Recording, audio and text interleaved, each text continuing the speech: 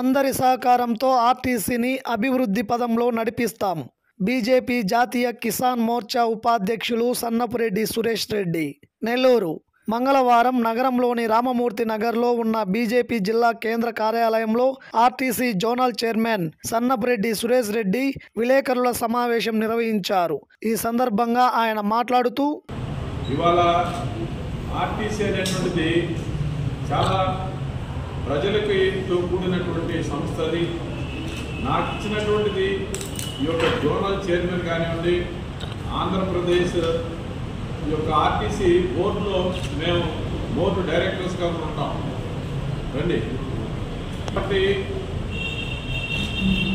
గత ప్రభుత్వంలో వాళ్ళు అనుకున్నటువంటి కొన్ని కార్యక్రమాలకు మాత్రమే నిధులు ఇచ్చి అనేక సంస్థలని, వ్యవస్థలని కొంతవరకు నిర్వీర్యం చేసినటువంటి మాట వాస్తవం.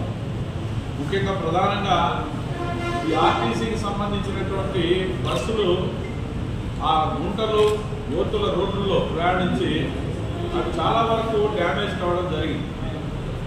ఆనాడు ఉన్నటువంటి ప్రభుత్వం ఎక్కడా కూడా అక్కడ మట్టేసినటువంటి పరిస్థితి లేదు. అనేక మంది ప్రయాణికులు కానీ, ఆర్టీసీ వ్యవస్థ కానీ కొంతవరకు నాశనం కావడానికి అది కూడా ఒక కారణం. అయితే నేను వ్యక్తిగతంగా ఎవరిని ఏం అర్థం లేదు. ఇవాళ ఇది చాలా బాధ్యతతో కూడుకున్నటువంటి పని. ఒకటి, ఆర్టీసీలో ఇవాళ సుమారుగా 8 నుంచి 10,000 మంది కార్మికుల యొక్క జీవితాలు దాంతో ముడిపడి ఉన్నాయి. కొంతమంది పెన్షనర్స్ ఉన్నారు. 8,000 పైచిలకు అక్కడ ఉన్నటువంటి కార్మికుల యొక్క వ్యవస్థ ఉంది.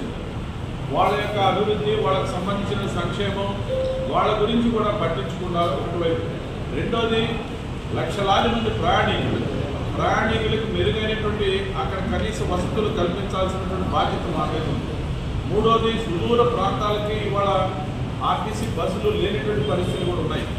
కాబట్టి అన్నింటి యొక్క వ్యవస్థ ఏదైతే ఉందో దీంట్లో ఈరోజు ఉన్నటువంటి పరిస్థితుల్లో ప్రభుత్వంతో కలిసి మేము నాకున్నటువంటి అనుభవాన్ని కొంత ఉపయోగించుకొని మంత్రి నారాయణ గారితో కానీ, అదే రకంగా పెద్దలు రామనారాయణ గారి మంత్రి గారితో కలిసి ఈ జిల్లాలో ఉన్నటువంటి సీనియర్ ఎమ్మెల్యేలు మా మిత్రులు కోటమిరెడ్డి శ్రీధర్ రెడ్డి గారు కానీ, పెద్దలు చంద్రమోహన్ రెడ్డి గారు కానీ, అదే ప్రతి ఎమ్మెల్యే గారితో కూడా నేను మాట్లాడడం జరిగింది.